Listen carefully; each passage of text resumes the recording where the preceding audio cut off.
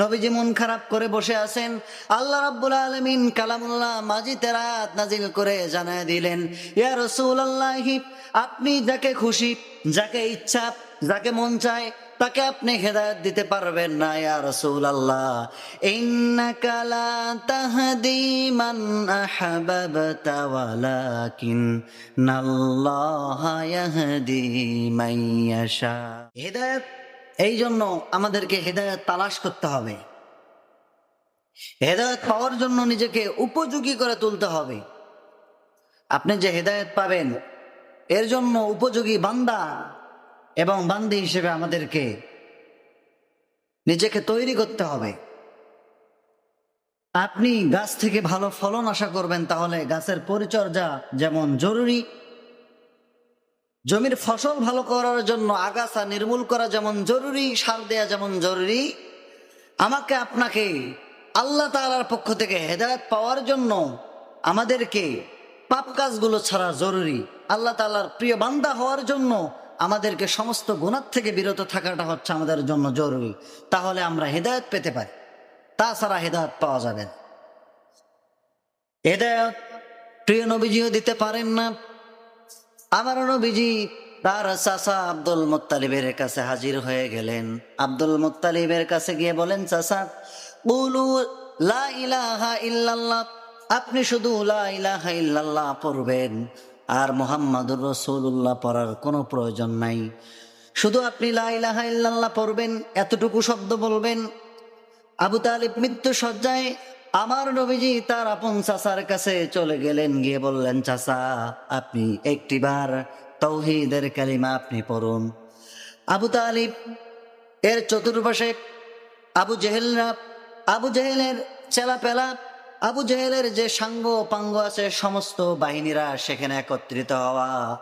আবু তালেব চতুর্দিকে তাকালেন, তিনি মনে মনে চিন্তা করলেন, শেষ সময় এসে যদি আমার পিতামাতার ধর্ম ত্যাগ করে যদি মুহাম্মাদের ধর্মে যদি আমি উপনীত হই, মুহাম্মাদের ইসলামের প্রতি যদি আমি আত্মসমর্পণ করি, তাহলে সবাই বলবে যে আবু তালিব জাহান্নামের ভয়ে আবু তালিব নিজের বাপ দাদার ধর্মকে ত্যাগ করেছে, পরিত্যাগ করেছে।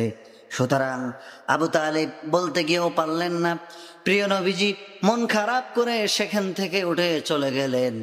চলে যাওয়ার পর আবু তালিবের ইন্তেকাল হলো।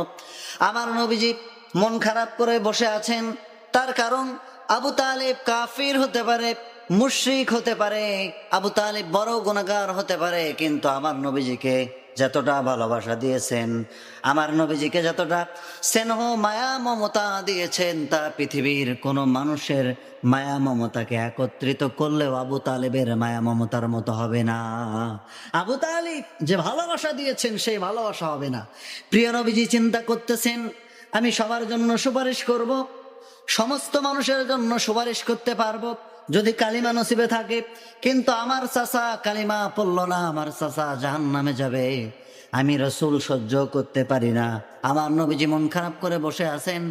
একজন সাহাবী আমার নবীজির কাছে গিয়ে ডাক দিয়ে বলেন, ইয়া রাসূলুল্লাহ, আমি আবু তালেবের মৃত্যুর সময় কাছে ছিলাম, তিনি যেন ফিস ফিস করে কি আওয়াজে কি জানি বলতে চেয়েছেন।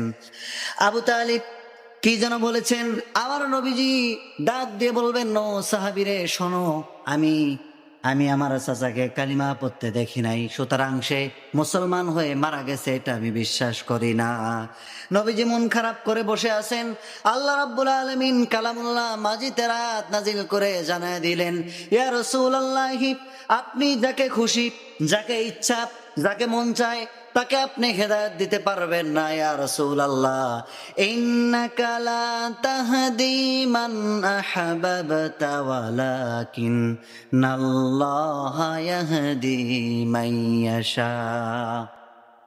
আল্লাহ তাআলা আয়াতে কারিমা নাজিল করে জানায় দিলেন, ইয়া রাসূলুল্লাহ, মুখ মলিন করে থাকবেন না, মনে কষ্ট পুষবেন না। ইয়া রাসূলুল্লাহ, আপনি যাকে ইচ্ছা তাকে আপনি হেদায়েত দিতে পারবেন না। আপনি চাইলেও আপনার চাচার কপালে হেদায়েত দিতে পারবেন না, হেদায়েত আপনার চাচার কপালে নাই।